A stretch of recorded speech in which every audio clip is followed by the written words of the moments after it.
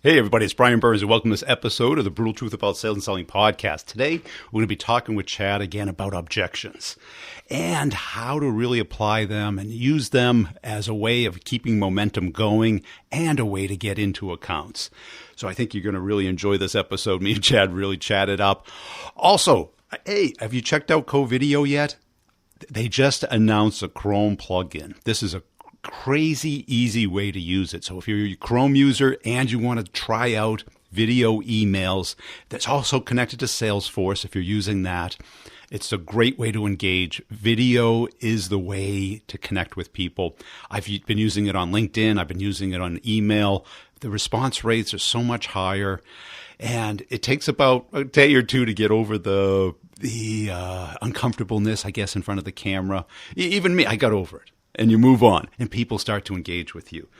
Also, here we are right in the middle of September. You got to be aware of what's happening now, because all of a sudden, July and August are over. Everyone's back at work, and I can just sense it. There's a sense of panic that we only have a couple weeks left in Q3, and then we're going to go into Q4, and it's going to be this sprint for the rest of the year. And this is going to be money time. This is the time to close those deals. And if you really want to learn about closing those deals, I've got the Closing the Complex Sale. It's at b2brevenue.com under training. You can schedule a time to talk it through if you're serious. Look through the table of contents. Listen to at least 5 episodes of the podcast. If the podcast matches your type of sale, then the course will as well. We can get on the phone, we can talk through it. And I've also started opening it up, not just to office hours, which is twice a month, hour-long discussion about Q&A that I hear, as well as kind of an update on the course. So you get about 25 hours of additional content for the year-long subscription to the course. And it's just helping people out. At the end of this episode, I'm going to put a sound bite in from one of the students who's just crushing it with Start the Conversation, Get the Meeting. So you can kind of get a sense of the impact it's having on his pipeline. So if your problem is getting new meetings, get the Start the Conversation, Get the Meeting course. If you're in deals, but they're not closing, they're not moving fast enough, they're blocking you out, you don't really get a sense of where they are and how to get them moving, get the Close the Complex Sale course. Also, big thank you everybody who's on LinkedIn, who's connected up with me and followed the Brutal Truth About Sales and Selling company page. I put out a couple of funny videos every day there. Really appreciate it if you follow that. If you happen to see some of my content, if you like it, or share it, or throw a comment up there, I'd be grateful for that. Also, the other couple podcasts, B2B Revenue Leadership Show, as well as a Sales Questions podcast. Check that out as well. Let's get into the interview. I'll sum it up at the end, and I'll give a more detailed description of the courses and how they're changing and improving over the next couple months through the end of this year. Let's get Chad on the line. Hey, Chad, welcome back. You want to talk about objections? Yes, it's everybody's favorite topic. Did you ever get any? No, never. No? Actually, it's the name of the game in sales, right? I mean, everybody's kind of programmed to give you an objection, a no. And, there's all these cute little sayings, what does it take 11 no's to get a yes? Or, sales reps don't have a tendency to look at objections and say, hey, when they don't return a call, that's actually an objection. That's a no, right? Or the email comes back and it's a little bit too crisp. It's always hard to read emotion in the email, but you get the sense that maybe you still haven't connected with something of value to them. And so it's the name of the game, and handling them well, handling them confidently sets, the top performers apart from those that are just kind of playing at the game of sales. Yeah, I mean, I've gotten used to a little bit of rejection in my life. If you don't have thick skin, you shouldn't be in this game, right? Oh, yeah. Just wait till you start putting videos out on LinkedIn or something. So how do you handle them? What's your first reaction, or how have you developed your response to them? For me, the thing that I have found to work the best is to make sure that I I am in control of my own reactions, right? Because so what, let's take a cold call, for example. You pick up the phone, you call somebody, you believe you have something of value for them, and staying in that headspace is really important. But what happens is that person picks up the phone and they instantly, it's like there's an adrenaline dump. They're like, crap, you're not my dentist. And so they want to get off the phone. They want to get away from you, not because it's personal, not because it's anything to do with you as a human being, just because it's an interruption in the middle of their day. And so the easiest way that I have found to deal with it, that I can consistently repeat, is to listen first. I have to hear the objection. I have to understand what they're saying. And then I use a confirmation technique. I just confirm back kind of what they're telling me, make them almost repeat the objection. And then instead of trying to, say, move it to the side or overcome it, I step into it and have a tendency to probe deeper into that objection. Ask them questions more around what that objection is to get them to really start thinking, see if I can get them to break that tendency to just want to get away and actually engage in a real conversation. So you want to listen to them, kind of hear them out, let them talk? I mean, the goal is always to get them to talk, right? Yeah. And so if you listen and then you confirm with a question. So let's say, hey, I always love, send me information. That's the easy. I mean, it's not a high friction objection, but it's one you hear all the time for somebody that, when you're especially top of funnel, just send me some information. Excellent. So you'd like more information to make sure that it's a good fit for us to do work together. Yes. Excellent. Can you help me understand what you're focused on right now so I can make sure the information I provide will be of value? And it's a standard kind of conversational technique, but my goal is to ask a question and get them to respond. And I find the shorter the question, the longer their response. Yeah, and I think if you can get on their side, and if you can get to like, well, let me see if I understand your problem. And if you can find that they agree that they have a problem that you solve, or will have a problem that you solve, then you can kind of start talking about that instead of just what we do and what they need, and kind of like work together. Because a lot of objections aren't what they sound like. They don't really want more information. They want to get rid of us. They don't want a quote. They want to, right.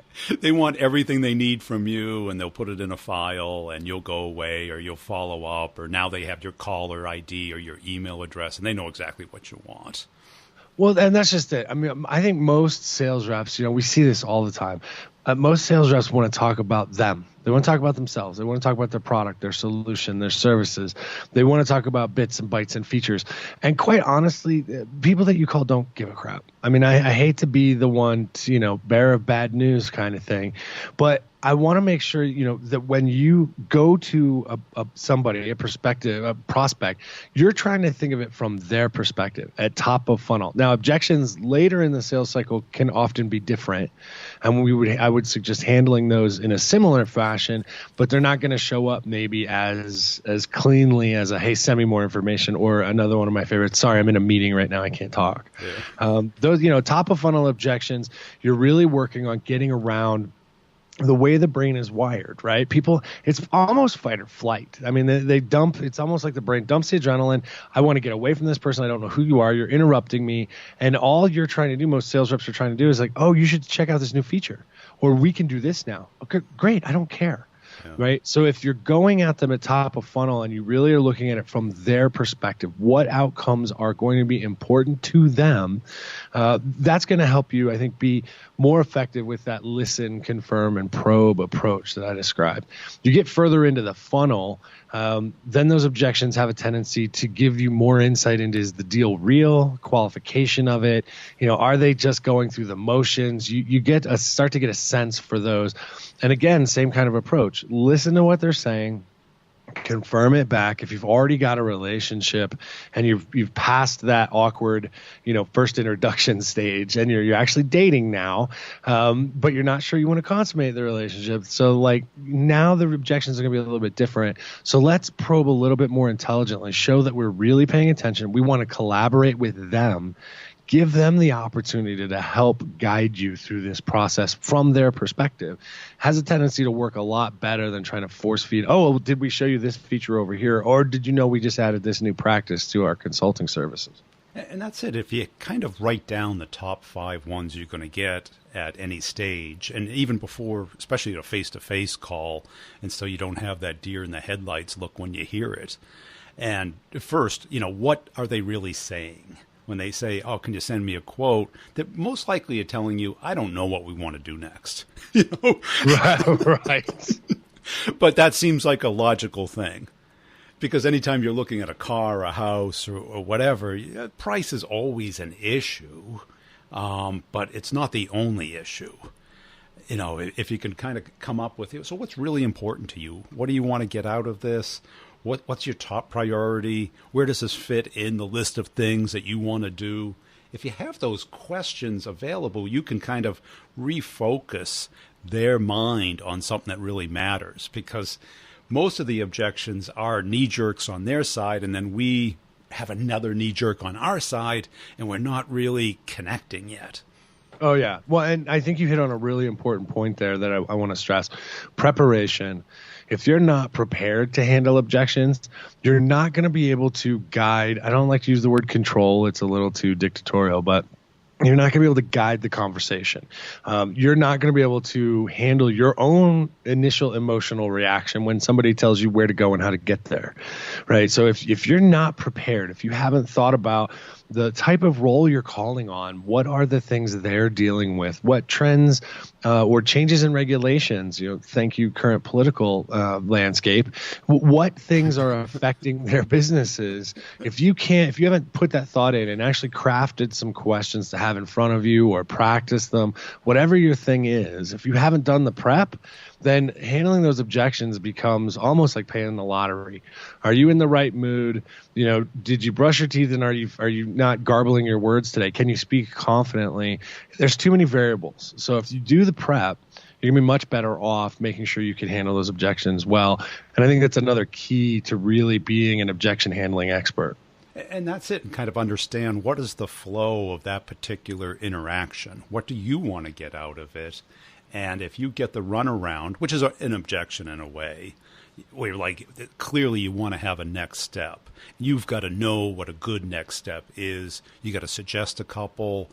And if they, give me a call in 2 weeks.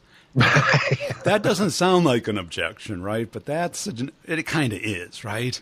If you yeah. Well, I mean, you haven't tapped into something with urgency, right? Yeah. So, and it's one of those things where, we kind of do a disservice, I think, to sales professionals when a lot of organizations want to train sales reps to be perfect. And we don't necessarily need perfection.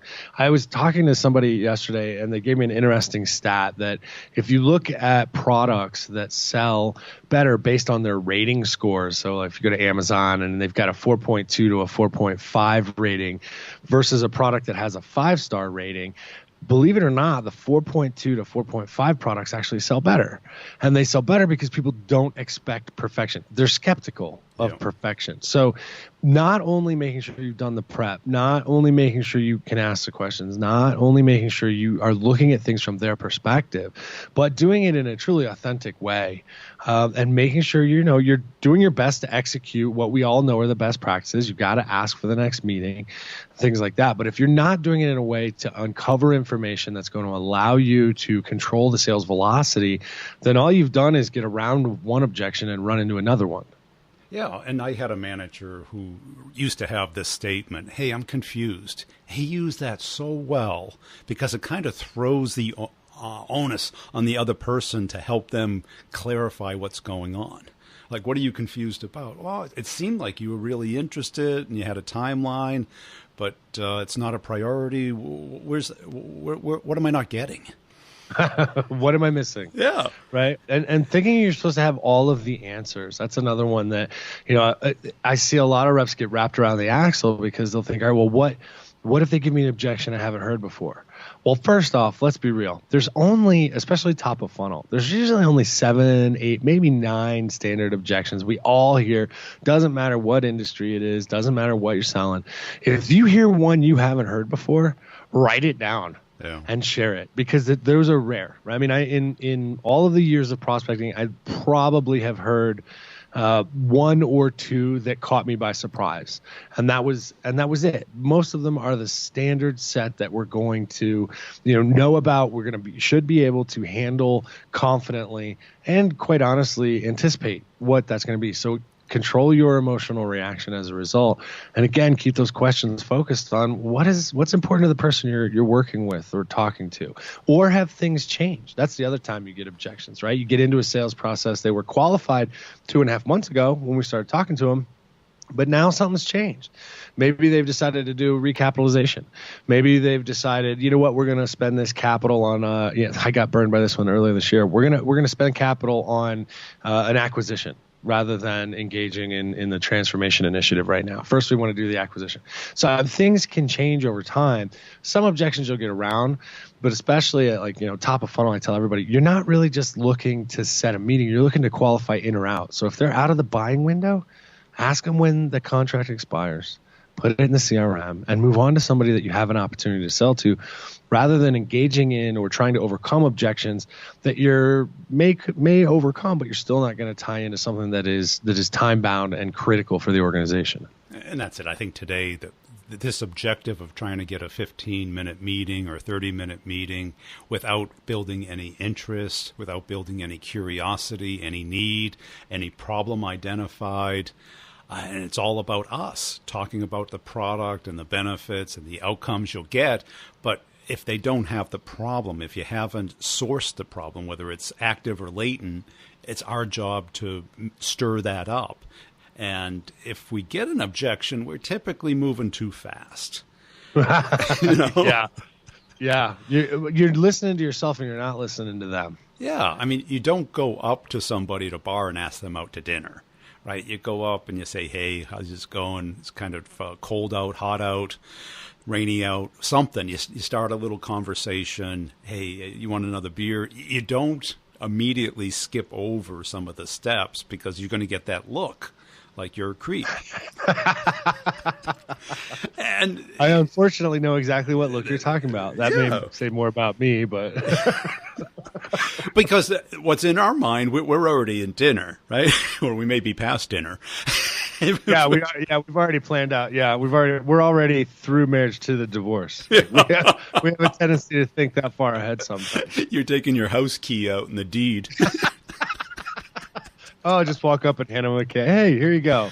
It doesn't work, right? I mean, it is. It's creepy as hell, and it's also, I think, and maybe, I don't know. Have you seen an impact? Everybody's talking about AI and machine learning, and this will help you, engage with those people that really want to engage. And I especially I find the cute little chatbots interesting as all get out. But at the end of the day, all of the tools seem to be doing is making people believe or forget. Let's say forget that people buy from people. And people are messy, and it takes time to build trust. It doesn't happen at the drop of a hat. And there's no algorithm that I've seen that makes that happen yet. So if you go back to the basics and understand, in sales, you're doing the same thing as if you're meeting your next door neighbor for the first time. Yes. Right? You're not going to just all of a sudden go over and say, "Hey, come over. Can I borrow your chainsaw or these tools or whatever?" It takes time to build that rapport and that credibility. And that's it. I mean, who do you trust with the keys to your house if you go on vacation? It's not going to be a crazy neighbor. It's the person that, hey, is always looking out for you. It's the person that's lived there for 10 years that is going to be there, that is not going to have a party in your house.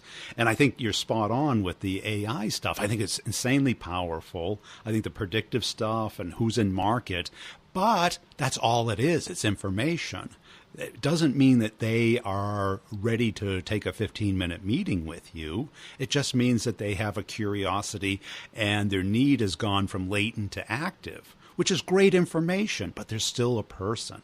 And you're outside the tribe. And until you get into the tribe through discussion of commonality and demonstrating that you can provide some kind of value and that you show that you're more interested in their success than your own, they're not going to believe a word you say. Exactly. I mean, I love the tools. I mean, all of the signals intelligence. Like the faster I can get the signals intelligence, the faster I can figure out who might be in a buying window. Then I can ensure that my time is more valuable. I'm applying it in the places that may generate more revenue. Back in the day, and maybe some of the audience will remember this or not, we had phone books. Yeah. All you knew was, the guy worked for a company and you had a phone number. That was pretty much it. Now you can know a whole bunch of information if you do your homework and your preparation that should make you better over time at being able to engage in a way and at a time that makes it valuable to the person you're talking to. You're still going to get objections. It's just the nature of the beast. Until I would bet once we even get the full-on AI will still give you objections because we programmed it in. Human beings programmed it in. It's just the standard way people interact. So build the credibility, be prepared, and make it about them. Stop making it about you. And that's it. And use the information that we have today, because we can do a lot of pre-qualification in 2 minutes on LinkedIn. How big is the company? How long's the person been there? Are they hiring people that already bought your product or someone else's? What do they care about? You can already get those talking points instead of just spamming them faster, because I think that's annoying the hell out of people. Spamming them faster. I love it. Well, I mean, quite honestly, if you haven't done your homework, all you're going to do is piss off your prospect. So like on our podcast, when I'm talking to execs, I always ask them, how do people build, credibility? How do they get your attention if they don't have an existing relationship? And 9 times out of 10, their response is the same. Show me you know me, right? Show me you've done some homework. Don't send me canned crap. Send me something that's going to be valuable to me. That requires, and it doesn't require a lot, although you've probably seen this too. When we work with clients, we do a workshop, and there's an element of the workshop where we say, all right, we're going to do some research on your account. I want to give you 10 minutes to do the research on your account. And every time, the whole goal is to show it doesn't take a lot of time to do the research if you know where you're going, so figure out your research cadence. But inevitably, they'll start searching for company X. Let's call it Acme. They'll search for Acme. And by the end of the exercise, somebody's on the other side of the internet looking at the latest cute and cuddly cat video because there's no gates, there's no fences, right? Yeah. So you have to control it yourself. And that focus, I think, is something that more reps need to apply, especially around doing the research, to make sure they're handling the objections well. And let's face it, all you have to do is go on the internet, search their name and the company name, and you're going to find something that's going to tell you what they care about, who they are, and what they're all about. Exactly. It's not rocket science. None of this is rocket science. I think, we've talked about this before. I think sometimes sales organizations want to make the sales process more complex than it needs to be just to justify their existence. That does a disservice to the sales reps who are already, you guys are out there already in a world of continual media bombardment. Whether it be LinkedIn notifications going off or emails coming in or the latest Snapchat or your news app is going off and blowing up because Trump did something interesting. Like it's constant distraction. And I think while the tools are there, it's almost like it's kind of the point where there are so many, it makes sales reps shut down or think that there is a silver bullet when there isn't. We know what the right things to do are. We know that we're going to need to be prepared to handle objections. We know most of the time what those objections are going to be. And really the largest variable you can control in that is your perspective and your focus. And that's it. And if you have those questions that'll get the other person focused back on what really matters, saying like, hey, I'm confused. I thought you'd be interested in increasing revenue this year. Is that no longer a priority? You can even be a little facetious. And certainly in our space, you can do that. You have. Has revenue not be deprioritized? Yeah. I mean, I think that's a great point. I think humor. Yeah. I think humor is the one thing we have now. It can backfire because you could call it, it's backfired on me in some really ugly ways. But I would say the largest percentage of success comes with that humor and that that tone, that delivery, that question phrased in such a way that communicates a whole lot more than just the words you're saying. Like, look, I know every company in the world wants more revenue. You're telling me you guys don't? Like, help me figure out why. What is it you're focused on? Is it lipstick on the pig so we can do acquisition? Are we focused on market share grabs so we can go IPO? What are we focused on if not revenue? Everybody wants revenue. Yeah. But humor is, I think, one of the best weapons that we have to really start to make that human connection. And if you start to know their competitors, the CEO, the CRO, that by name when you're calling somebody else, and he goes, I cannot understand why you wouldn't be interested. Chad over here, he's very interested in it. Maybe, maybe I should talk to him. Why? What have you heard? Yeah. Competitors are great. Well, think about it. It's like, again, it's not. I guess maybe I don't know. Maybe I'm just getting old and more skeptical and jaded as time goes on. But when you think about it, I get asked a lot when you do prospecting, how do you set up and segment your lists? Well, all right. So I don't know. How about we start with industry? And we look at the same types of 3 roles, and we do enough research that we know who's winning in that industry, if there's been a change in the market space that they're in, and use that to show that we actually have experience and credibility we can bring to the table, not just to sell you our product, but to help your business in a competitive landscape. Yeah, and somehow, some way, you're connected to somebody that they know. It may not be their roommate or their CEO, but it's somebody in the industry.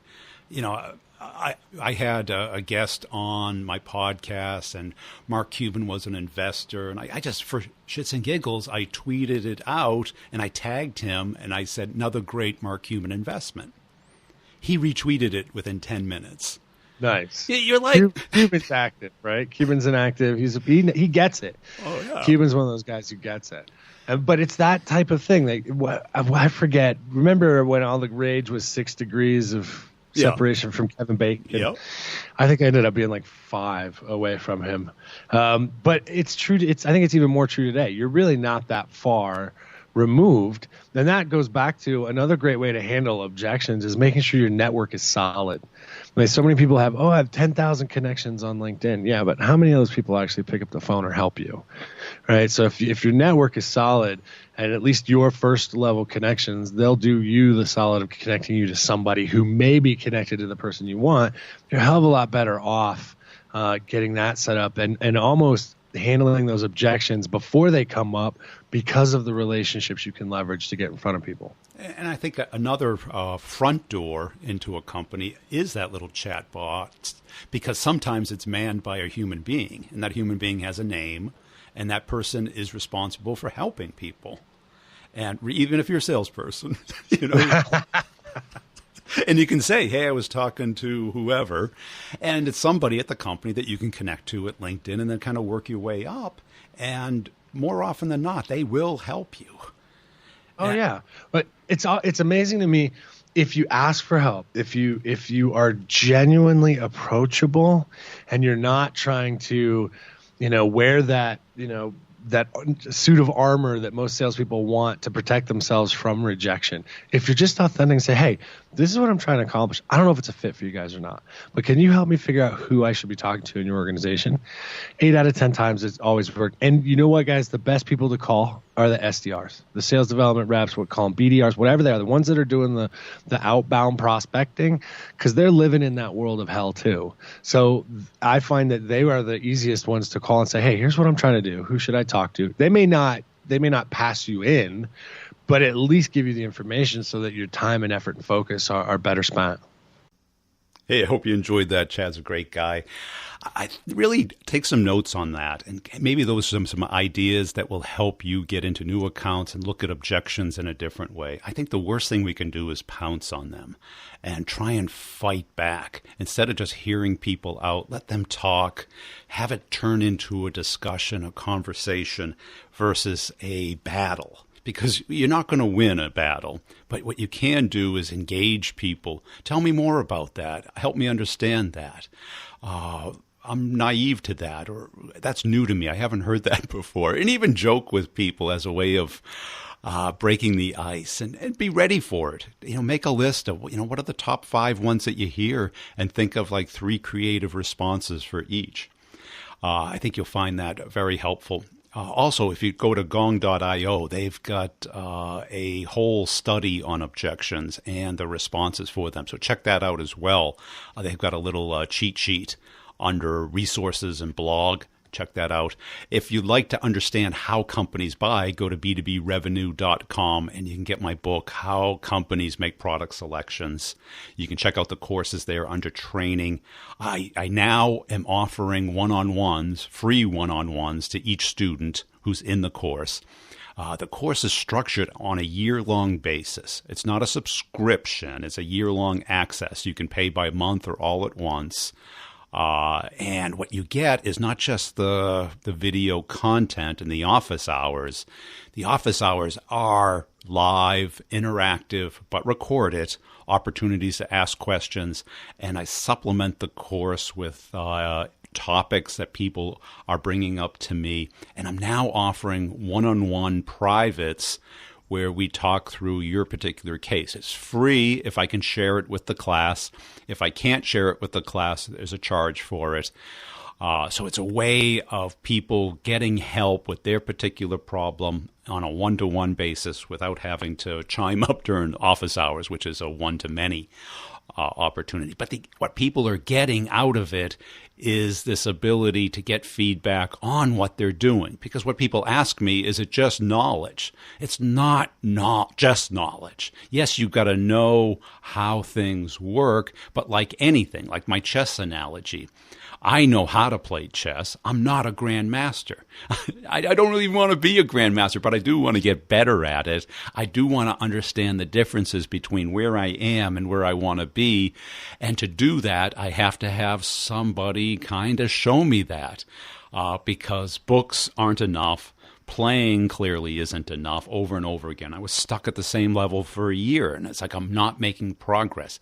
I got to have somebody kind of point out to me the difference between where I am and where I want to be. And this is the investment that you need to make in yourself. And you can expense it. I'm sure your manager will approve it or make it smell like gas, as they used to say. But check it out at b2brevenue.com. If you want to talk it over, you can schedule a 15-minute discussion with me. But please be serious and please show up. It's like, I don't even understand why I can't sell. I can't get my meeting straight. But if you're serious about it and you think it fits, you're in the complex sale, you want to become better, you're willing to invest in yourself, those are the 3 requirements. If you're just curious about it, look at the table of contents, listen to the podcast, and if it's a match, you'll know. If it isn't, move on. You can check out my YouTube channel, Maverick Method on YouTube.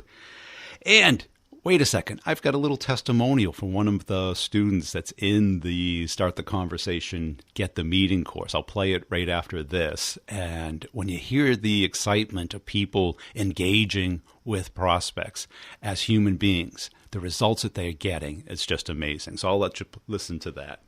We'll see you next time. Please connect up with me on LinkedIn. Look forward to seeing you there. I love the approach. It's working for me just fantastic. If I sent you some of the emails, which I should, the conversations that I'm having with people, I think you'd be blown away because they're not really about work. Yeah. I've figured out if you can kind of get personal with them, like one lady, it's all about her family, kids.